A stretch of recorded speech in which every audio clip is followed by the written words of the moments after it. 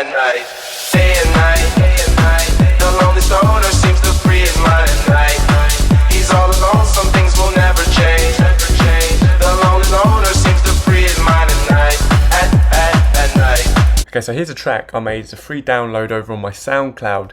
It's a remix of Day and Night by Kid Cudi. In making this track, I was inspired by the work of Kettama, IPC, Malugi. So I'm going to do a breakdown of the decisions I made and why. Well, I'll say in the past 5 years, maybe even longer, there's been a cultural shift, and in the same way that fashion has changed from skinny jeans and tight tops to this 90s baggy, early 2000s type fashion. Same with music. Clean mixes and house that is super clean, like the style of from 2010 to 2020, stuff like the Joel Corey, Becky Hill, Sigala stuff. What was seen as commercial then has now changed, and we're getting a more gritty 90s rally house type sound.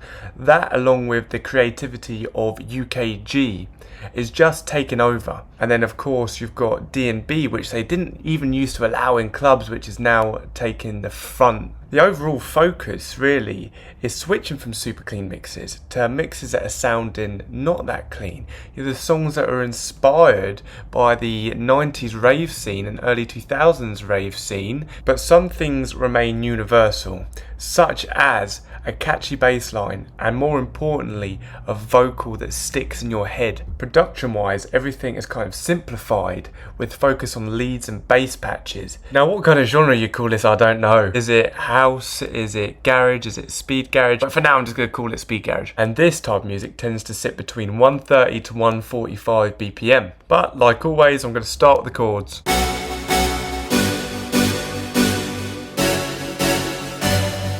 Now these chords I actually grabbed as a sample from Splice, which is something I would never usually do. I like to create the chords so I can layer different patches. When it comes to picking a sample that already has a chord on it, I find it quite hard to actually get the notes of that chord. So it's always better to make them. That being said, in this type of music, the chords aren't necessarily too complex, normally made up of major and minor triads. A great video to watch on this is from B. Lilik. We'll here talk about creating uplifting trance chords, which is what this type of music really takes inspiration from. And this is what Kettama and Malugi is really doing right now. And there's a great video to watch where IPC and Malugi break down their track, where they actually show the chords, and it's not necessarily something so complex as it is simple and effective. So this type of music usually consists of major and minor triads. All a triad means is the first, third and fifth note in that scale, or the first, third and fifth note of that chord. For instance, A minor would be A,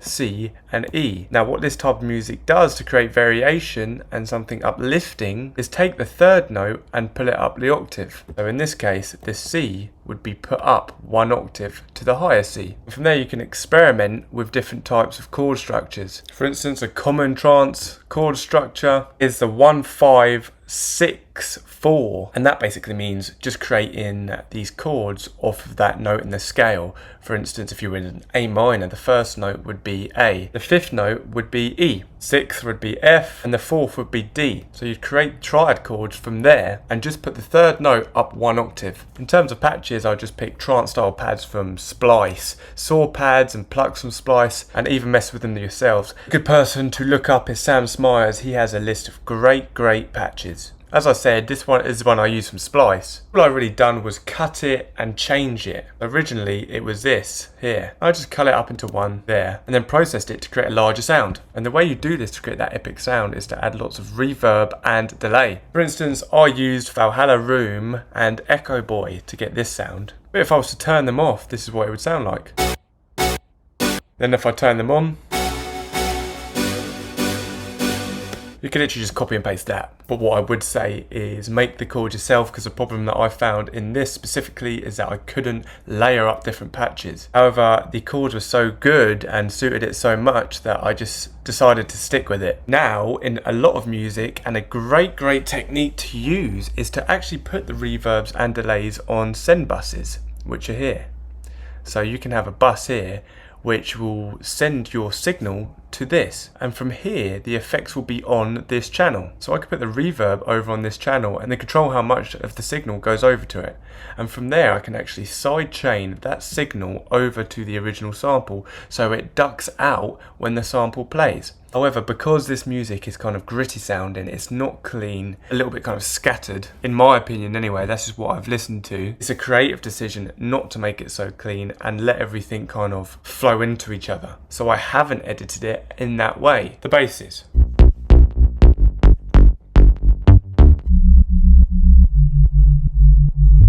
So this is a bass I actually made following a Sam Smars tutorial, but then edited it a little bit myself and then added my own plugins to it. But following that Malugi and IPC tutorial, they actually use this in the verses. It's more of an undertone bass complementing the chords on top of it. I'll use this a lot in my verses and pre-choruses, and then in the choruses I'll get pluckier with the bass. All I'm doing here is actually following the root notes of the chords that are already there. So if I play them together, you get this.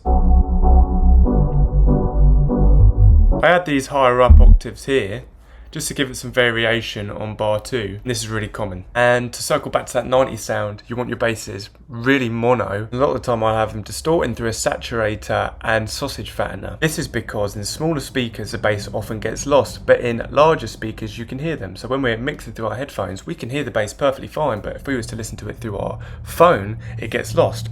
A clever way to make it heard through smaller speakers is to add saturation and distortion in a tasteful manner. In terms of the plucks,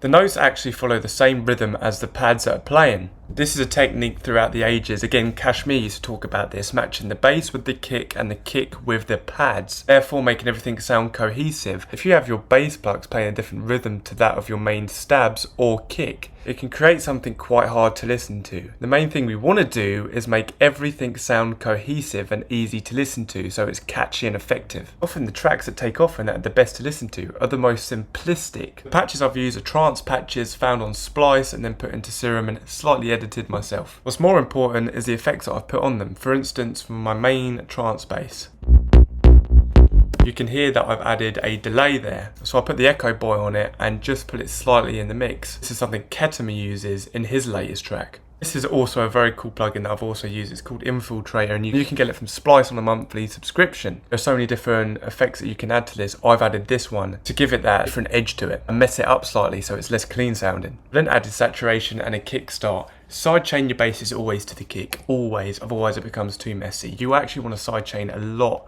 if not most of what is in the choruses to the kick. This gives it that pump effect. If I take sidechain off, this is what it sounds like.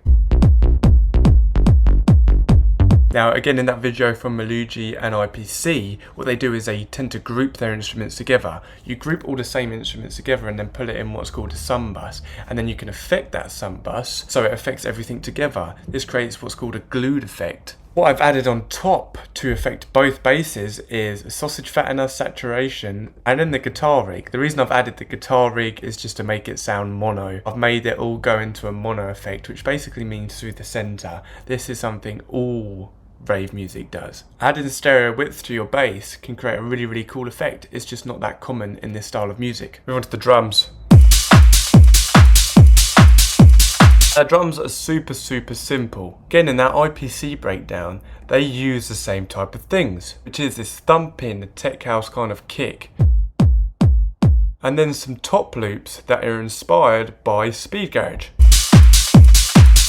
What you can do is actually just find a speed garage loop from Splice, pull it into your project, and then a cool thing to do is go to the EQ and roll off any lows. So I tend to do it up to 500. So all that's coming through is the top end of the sample, for instance the hats and the claps. All this is doing is layering energy. It's not there to take forefront of the mix, it's just there for energetic purposes. I'll also put a clap on there, and another hat layered on top so you can actually hear it come through the mix.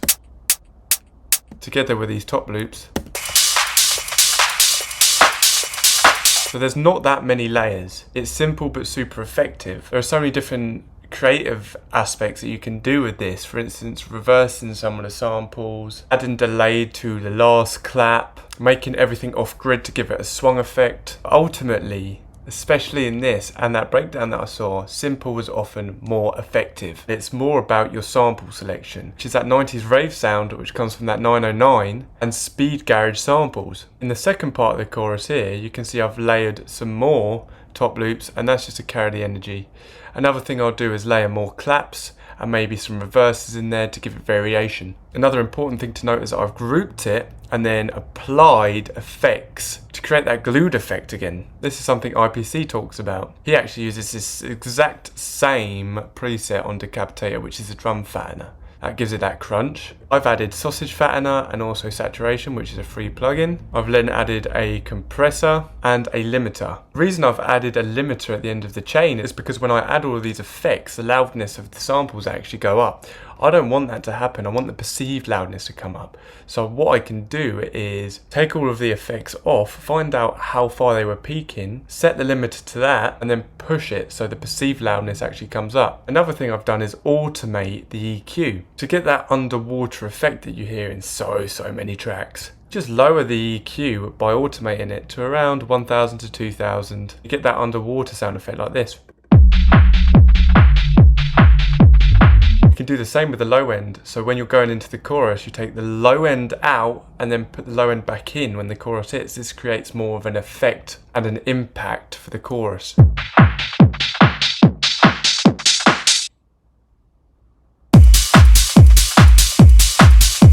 This is a common build technique. Another thing I noticed in these style of tracks, and especially the shift that's happened in music recently, is the vocals are being less and less processed. Or in fact they're being processed in a different way to make it sound like bedroom pop and or a little bit worse quality. It's a creative decision to actually make the vocals sound less clean, which when I was coming up was just stupid. Why would you ever do that? But for this it sounds super cool. It's more about the loudness, so I want the actual loudness of the vocals to sit on top of the mix. That basically means to be the loudest element, because often in this style of music the vocals are so important. What I've done to create that kind of gritty sound effect is just add an EQ with these settings. It's actually the phone filter wideband, so it sounds like it's coming through a phone, but I've changed it to have more of the band coming through. Another thing I've done is add the guitar rig to make it sound mono again, so the actual sound of the sample isn't wide. I've added the soothe to make sure those harsher frequencies that you get from ripping the track off of YouTube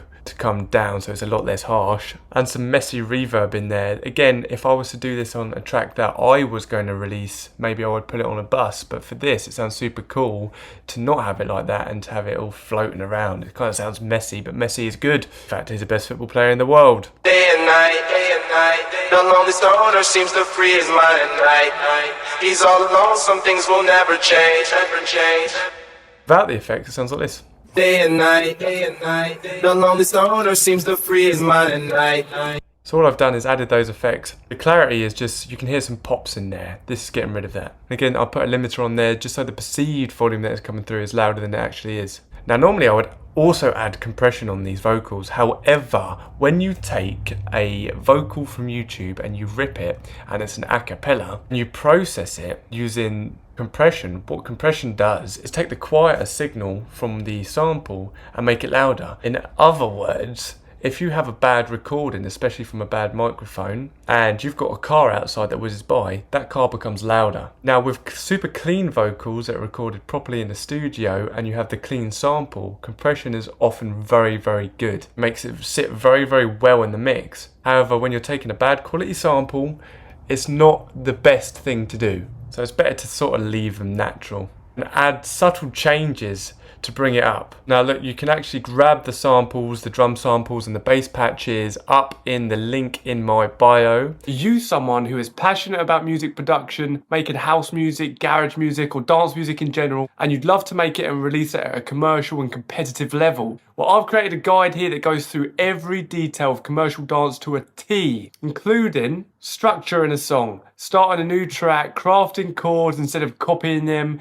instrument selections, drums, bass, sampling, vocal performance and vocal processing, ear candy and mastering. Now I remember listening to some dance music and wondering how and what these artists have done, and I spent years developing and understanding this craft and developed this product specifically for you. especially UK garage, where I feel there isn't much help out there at this moment. But after listening to and applying these techniques, you'll be able to make dance music at a commercial, competitive level and get your music signed. This course makes it super simple, and it doesn't matter what stage you're at. You'll be able to learn with little effort. I'm someone who's released music competitively to hundreds of thousands of views over the years, worked with producers and artists with millions of streams, released with labels commercially, and after this you'll be able to send demos that get noticed and are competitive. One of the added bonuses for the first 10 people that buy is an email list with independent dance labels who are always after new music. Now this guide is only £10 for the first 20 buyers, and then £20 after that, so make sure you get it now. And I may take this guide down at some point, as it really exposes some of the secrets of dance music and garage music that professionals have spent